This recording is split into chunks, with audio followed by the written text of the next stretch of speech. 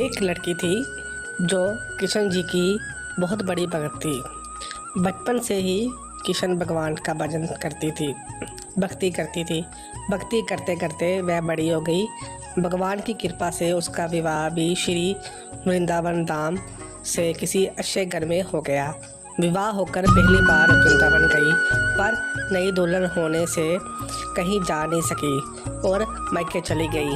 और वह दिन भी आया जब उसका पति उसे लेने उसके मायके आया। अपने पति के साथ फिर वृंदावन पहुंच गई। पहुंचते पहुंचते उसे शाम हो गई। पति वृंदावन में जमुना किनारे रुककर कहने लगा, देखो शाम का समय है, मैं जमुना जी में स्नान करके अभी आता हूँ। तुम इस पेड़ के नीचे बैठ जाओ और सामान की देख रेख करना, मैं थोड़े ही समय में आ जाऊँगा। चलिए सामने ही हूँ, अगर कुछ लगे तो मुझे आवाज़ दे देना।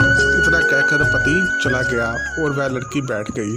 अब एक हाथ लंबा घूंघट निकाल रखा था, क्योंकि गांव है, ससुराल है, और वहीं बैठ गई। मन ही मन विचार करने लगी कि देखो ठाकुर जी की कितनी कृपा है। उन्हें मैंने बचपन से ही बजा और उनकी कृपा से मेरा विवाह भी श्री धाम वृंदावन में हो गया। मैं इतने वर्षों से ठाकुर जी को मानती हूँ, परंतु अब तक उनसे कोई रिश्ता नहीं जोड़ा। फिर सोचती है ठाकुर जी की उम्र क्या होगी, लगभग 16 वर्ष के होंगे।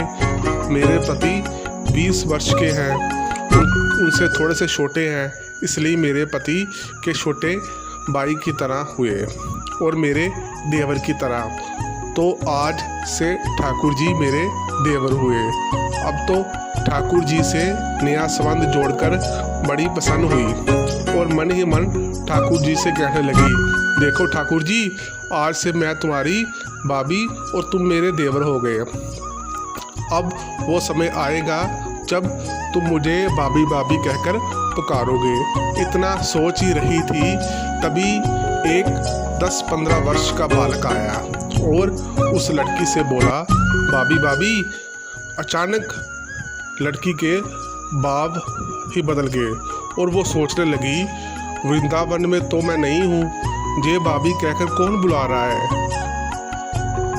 नहीं थी, इसलिए घूंघट उठाकर नहीं देखा कि गांव के किसी बड़े बूढ़ी ने देख लिया तो बड़ी बदनामी होगी। अब वह बालक बार बार कहता, पर वह उत्तर ना देती।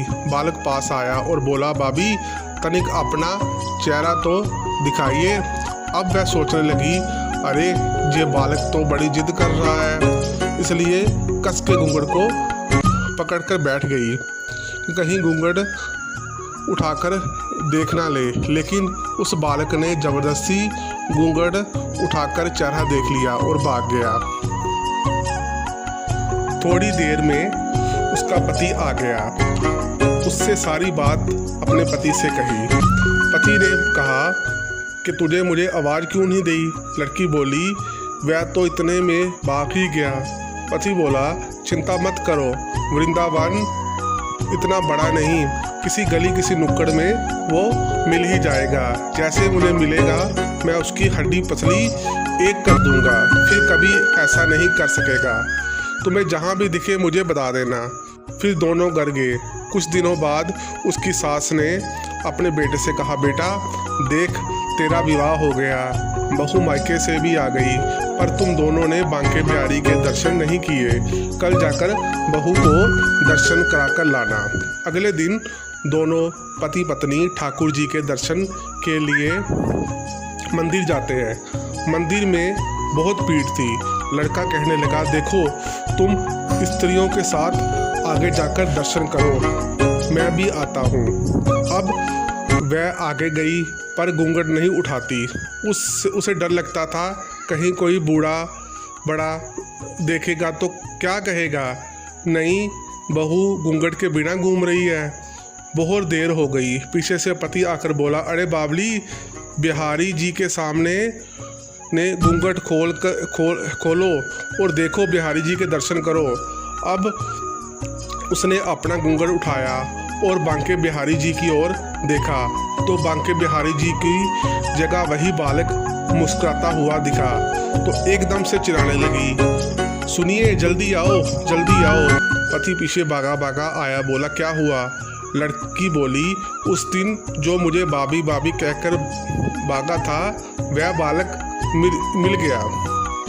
पति ने कहा, कहाँ है? अभी उसे देखता हूँ। तो ठाकुर जी की ओर इशारा करते बोली, ये रहा, आपके सामने ही है।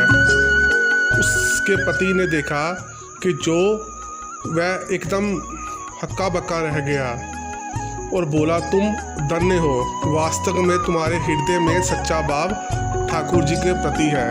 मैं इतने वर्षों से वृंदावन में हूँ, मुझे आज तक दर्शन नहीं दिए और तेरा भाव इतना सच्चा है कि तुझे बांके बिहारी जी के दर्शन हो गए।